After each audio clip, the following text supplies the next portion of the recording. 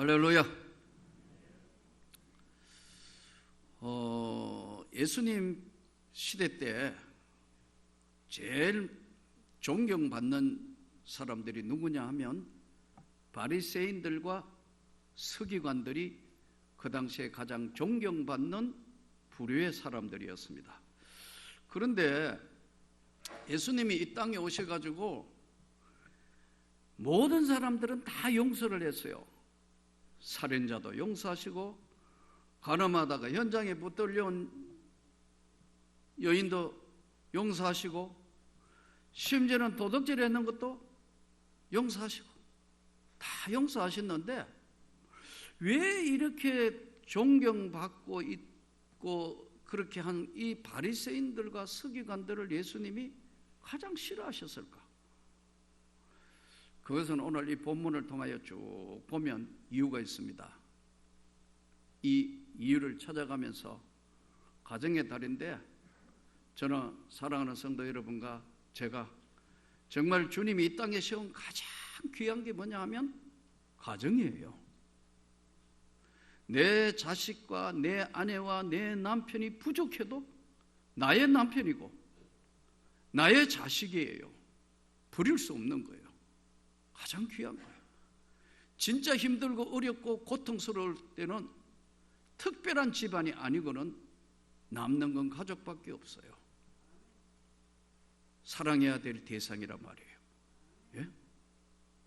그래서 가족은 이 세상에 그 어떤 것보다 가장 귀한 거예요. 못나도 내 어머니고 못나도 내 아버지예요. 못나도 내 자식이고 못나도 내 남편이고 못나도 내 아내예요. 근데 이거를 잘 모르게 지금 오늘 이 말씀 안에는 많은 것이 숨겨져 있어요. 교회도요, 이 땅에 우리가 수많은 교회들이 있고, 여러분 여러 교회를 거쳐오면서 신앙생활을 했고, 나만 해도 여러 교회들을 거쳐오면서 목사가 되는 과정 속에서 이렇게 보니까 진짜 교회와 정말 그렇지 않는 교회의 차이는 뭐냐? 인식의 차이예요. 내가 죽도록 사랑하는 교회, 내가 목숨 걸고 지켜야 될 교회, 내가 이 땅에 사는 날 동안 정말 사랑하고 아껴야 될 우리 목사님, 사랑하는 성도들, 우리 장로님들, 이런 인식 속에 있는 교회와 그냥 마음속으로 미워하고 갈등하면서 섞여서 하는 교회는 주님 보실 때는 전혀 다른 교회예요.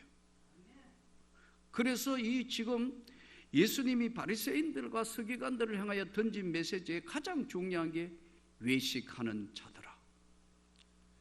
곁에는 안 그런 것 같으면 속은 굶어가지고 미워하고 시기하고 질투하면서 사는 저들의 삶을 향하여 예수님이 결론적으로 너희는 다른 사람이 너도 천국 들어가지 못하고 천국을 들어가려는 사람도 막고 있는 것이 너희다, 이렇게 바리새인과 서기관을 향하여 지적을 해요. 가정의 달을 맞이해서 오늘 얼마나 많은 가정들이 깨어집니까? 사랑하는 아내가 사랑하는 남편이 부족해도 내 남편이에요. 부족해도 내 아내라고. 이게 이 젊은 사람들이 인식을 잘못하다가 보니까 부부가 무슨 이성적인 문제만 다 부부라 생각하는데 아니에요. 자식 낳고 살면서 미운정 고운정 들었고 내 아내고 내 남편이고 내 사랑하는 자녀이기 때문에 사랑하는 거 이유가 없는 거예요. 근데 바리새인과 서기관들이 인식에 잘못된 것으로 나중에는 하나님과 너무나 먼 거리에 서 있는 거예요. 일반 사람이 모르지만 일반 사람들이 그런 공부를 안 하니까 잘 모르는데, 사실 1세기 문헌을 따라가 보면 이 바리새인들이 파가요 7파가 있었다 그래요. 바리새인 숫자가 대부분 보면 약 6,000명 정도 됐다고 그래요. 그러니까 이 바리새인은 대부분 보면 나중에 바리새인이 되는 과정은 굉장히 엄격해요. 아니면 바리새파에 자라가지고 이 바리새파는 아주 그 집안이 계속해서 바리새파 돼요. 그런데 그렇지 않았던 사람은 바리새파가 되기 위해서는 굉장한 노력을 해야 됐다고요. 지금도 여러분 유대 종파 중에서, 유대인들 중에서, 예? 유대인 중에서 지금 이들 중에는 유대교 믿는 사람 중에 군대도 안 가요. 세금도 없어요. 이 바리새파 아직도 살아있다니까요. 예? 혹시 여러분 통곡의 벽 가보면 그 모자 쓰고 계속 이러는 친구들, 그 직업이 바로 바리새파예요.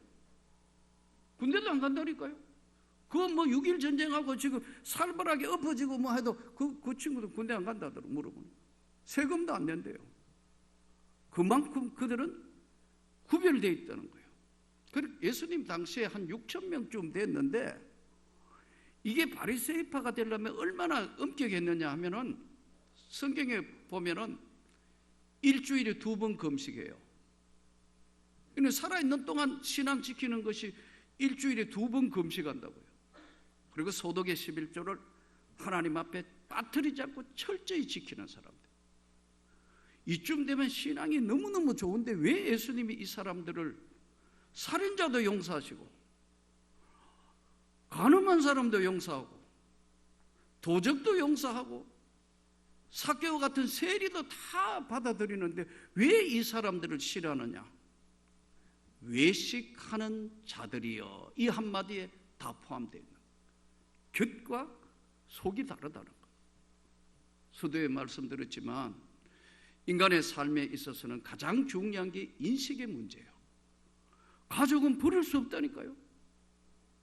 가족을 버릴 수 있는 사람은 제정신이 아니거나 영혼이 파괴된 사람 아니고는 가족을 못 버리는 거예요. 이 인식이 잘못되다고 보니까 오늘 이 한국 사회에 일어나는 수많은 불륜, 수많은 우리가 손가락질하는 이 일이 여사로 일어나는 것은 인식을 잘못하고 있는 거예요. 이 큰일 났어요. 예수님이 이 시대를 향하여, 그들을 향하여 던지는 말씀이 오늘 이 시대를 사는 우리에게도 중요한 메시지예요. 나는 정말 우리 명문교회 안에 여러분들이 사랑하기를 축복합니다. 진심으로 아끼기를 축복합니다. 목사님 말씀이면 순종하고, 예 목사님, 이게 교회예요. 성가대끼리도 서로 언제 봐도 손을 잡고, 우리 한평생 이 교회를 섬기다가 은퇴한 선배 장로님들한테, 예 장로님, 연세 많은 우리 권사님들한테 어머니처럼, 예 권사님, 이게 교회예요. 근데 그렇지 않고 기능적으로만 자꾸 오늘 한국 교회가 이해하려고 그래요. 교육자들을 대하는 자세가 이상한 교회들이 꽤 많이 생겨나기 시작했어요. 가족은 이 세상에 바꿀 수 없는 거예요. 바꿀 수 없다니까요. 크나큰 일 당해봐요. 진짜 가족밖에 없는 거예요. 지키는 것까지 지키는 가족밖에 없다니까요. 교회도 진짜 교회는 눈물을 흘리며 하나 되기 원하고 사랑하는 거예요. 이 사람들의, 바리새인들의 가장 문제는 뭐냐면은 예수님이 딱 한 절로 표현을 했어요. 5절에 보면은 그들의 모든 행위를 사람에게 보이려고자 하나니, 하나님 앞에 보여지는 신앙과 하나님 앞에 믿음의 대상인 하나님 앞에 서 있어야 되는데 사람에게 보이려는 신앙으로 이게 바뀌는 거예요. 처음에는 안 그렇다니까요. 근데 사람에게 보이려고 하니까 경문을 넓게 하고, 이 경문이 뭐냐면 에필리니아라는 원어 말인데 이게 뭐냐면 기도 시간에 띠를 하는 거예요. 이 띠를 한다는 게 이게 뭐냐면 나는 기도 많이 하는 사람이다 하는 걸 표현하려고 기도띠 얇은 게 아니고 이만한 기도띠를 두르고 나오는 거예요. 기도는 하나님께 하는 거 아니에요? 그런데 본인이 다른 사람한테 기도 많이 하는 사람인 것을 보이려고 경문을 넓게 하고, 그리고 사람한테 보이려 하다가 보니까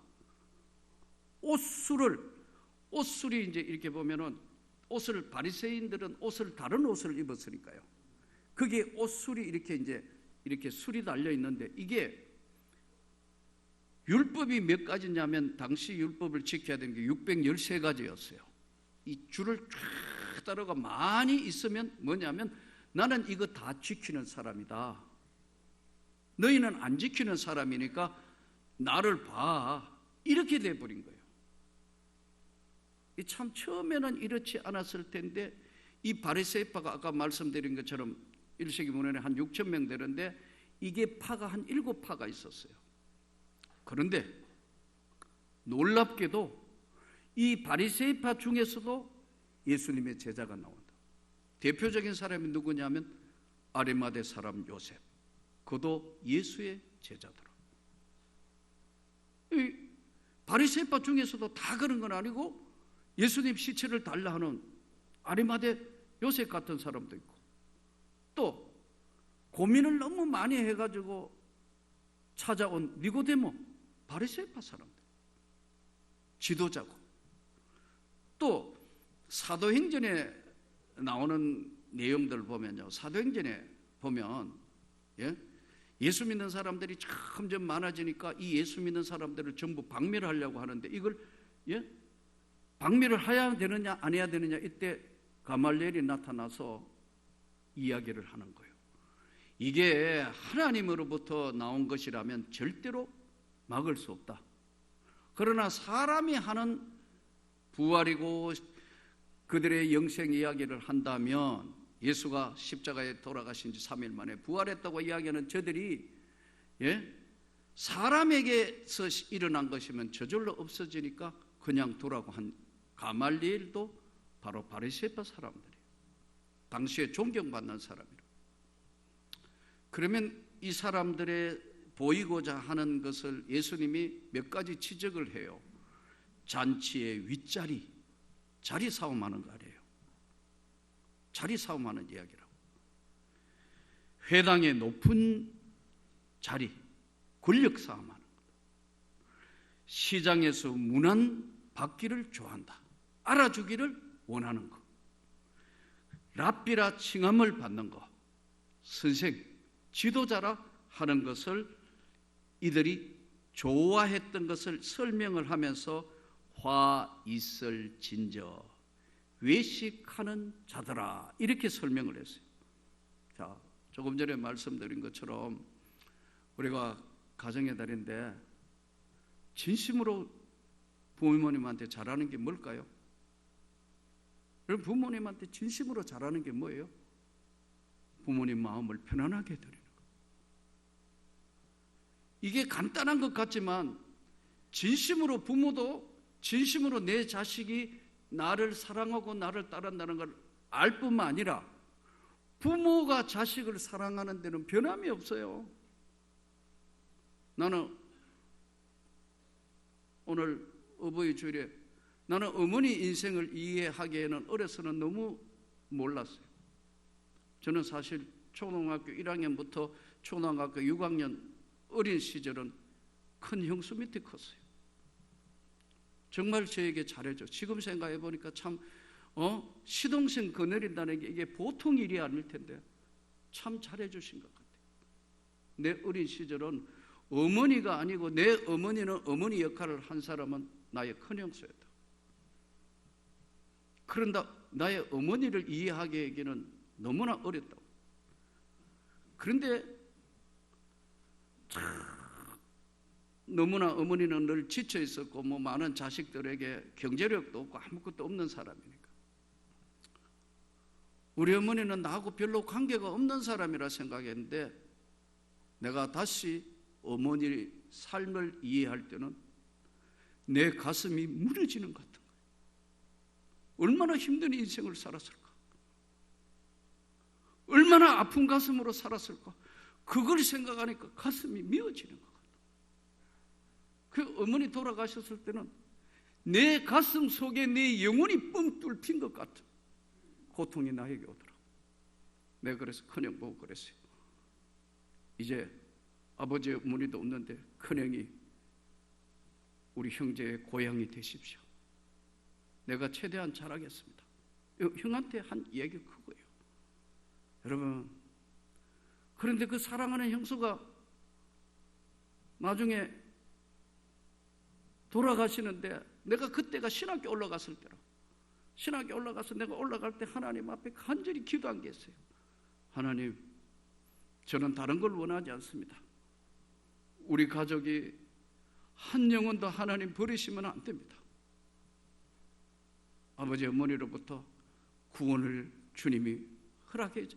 마지막 구원이라도 주님이 주셔야 됩니다. 내 기도가 늘 그거였어요. 근데 신학교 가서 공부를 할 동안 아무도 예수 안 믿으니까 나를 오히려 이상한 사람으로 보니까 내 형수가 마지막 세상 떠날 쯤에 아무리 기도해도 뭐 가족도 변화도 없고 아무리 기도해도 형수의 질병은 낫지 않았기 때문에 에이 그만두든지 신학교 이거로 끝내야겠다. 그래서 학교 기숙사에서 튀어나가 병원에 엎드려 하나님 앞에 눈물로 기도하는데 아차 위험하구나 올라갔다. 마지막 임종하시기 전에 나를 쳐다보고 도련님 고마워. 나 예수 믿고 천국 가요. 그 말 한마디에 다시 그래 난 신학교로 내 자리로 돌아가야겠다. 여러분 이 세상에 가장 귀한 게 가족이에요. 이 세상에 예수님이 가장 사랑한 게 교회였는데 외식을 하거나 미워하거나 이 안에 얼마나 오늘 우리 안에 많으냐는 거예요. 너도 들어가지 않으면 천국에 들어갈 사람도 너가 맡고 있는 너는 내가 가장 싫어하는 부류라는 거예요. 여러분 우리 모자라도 정말 사랑하기를 축복합니다. 어지간한 거는 다 안아주고 받아주고 도와주셔야 돼요. 이 사람들이라는 것이 우리 삶의 가장 깊은 속에는 뭐냐 하니까 달라지는 것이 항상 있어요.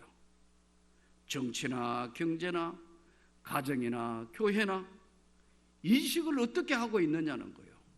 예수님이 지금 문제의 가장 핵심을 던진 게 뭐냐면 인식의 문제예요. 어떻게 인식하고 있느냐는 거예요. 사랑의 대상자인가? 나와 경쟁의 대상자인가? 아니면 내가 일생을 던져서 사랑해야 될 대상자인가? 그것만 정확하게 하면 신앙생활이 무엇인가를 알면 본질을 회복하는 거예요.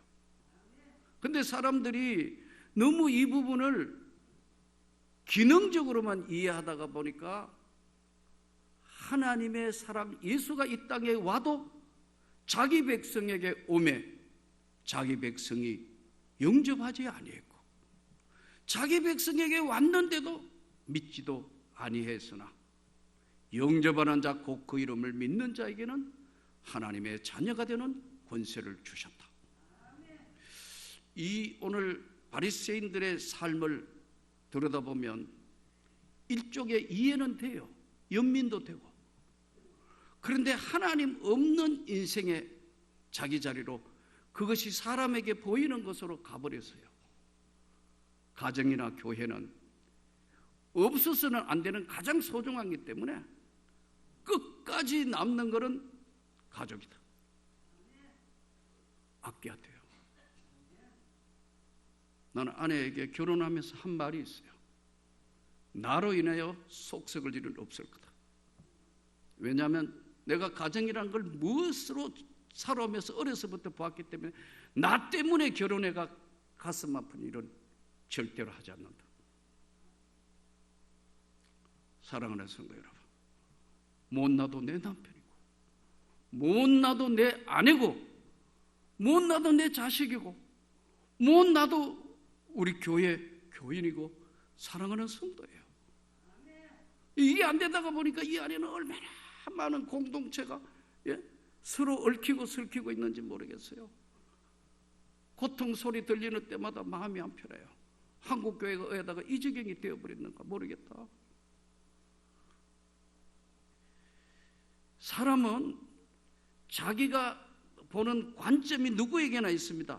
우리의 삶이 달라지는 것은 문제인식이에요. 실제로 한번 뉴욕에서 있었던 일인데 아마 저나 여러분 잘 모를 텐데 저도 책을 보니까 조슈아 벨로라는 유명한 이 세계적인 바이올린 연주자인데 보스턴 콘서트 홀에서 이거 할 때 자리에 참석하는 사람이 $100씩, 가까운 데는 훨씬 비싸겠죠. 저 평균 좌석에 와가 연주 듣는데 $100를 드는데 그가 매진이 돼가지고 그야말로 다 박수를 받았는데 그 바이올린 하나가 350만 불 나가는. 근데 이 사람을 지금 그 연주 자리에 앉혀놓지 않고 실험을 한번 해봤다는 거예요. 어떻게?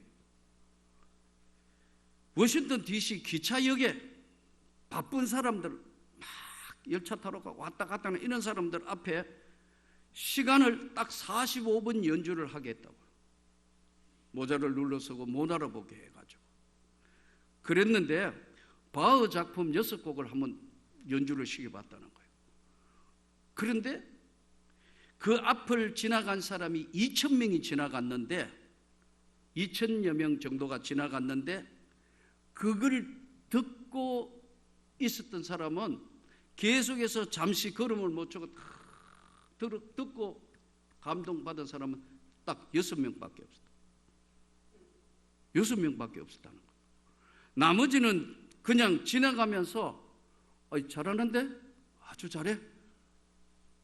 20명이 동전하고 지폐 몇 장을 던지고 간 것이 전부 다였어요. 아무도 그의 존재를 지나가는 것으로 볼 때는 그 유명한 연주자고 대단한 세계적인 연주자라는 걸 모른다는 거예요. 예수가 이 땅에 왔어도 자기 백성에게 왔는데 영접하지 아니하고 아무도 그를 귀 보지 아니하였다. 우리가 오늘 이 땅에 살면서 예수 그리스도가 누구인가를 정확하게 알면 바로 인식이 여기서부터 출발된다면 하나님은 여러분에게 틀림없이 축복의 손을 내미시는 거예요. 응답의 손을 내미신다니까요. 그리고 이것을 하나님이 높이 평가하여 축복의 손을 내미신다는 것. 오늘 또 이 주의 말씀 앞에 새 힘을 얻기를 바랍니다. 이 인식의 문제의 가장 중요한 건 타이밍이에요. 시간이 지내고 놓고 난 데는 하고 싶어도 후회하기 때문에 현재 내가 어떻게 할 것이냐 이걸 정해야 되는 거예요. 그 예수님이 이때로부터 그때로부터 다 지나가고 난 뒤에는 후회하면 이미 다 끝나버린 때가 돼요.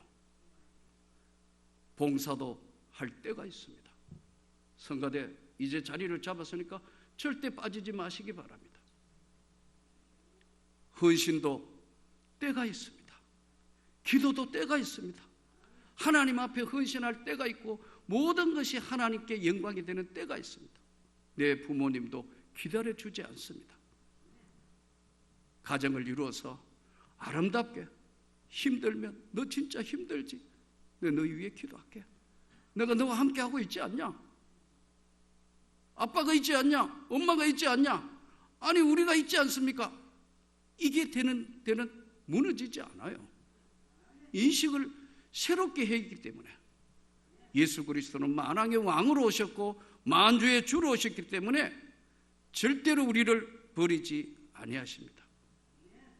요즘 이 바이러스가 가만히 돌아가는 거 보니까 요상한 데만 다 없애는 것 같아요. 다 돌아가면서 요상한 데면 희한한 데면 건강 조심하시고 하나님 앞에 끝까지 믿음 지켜서 하나님의 영광의 사람이 될 수 있기를 주 예수 이름으로 축복합니다.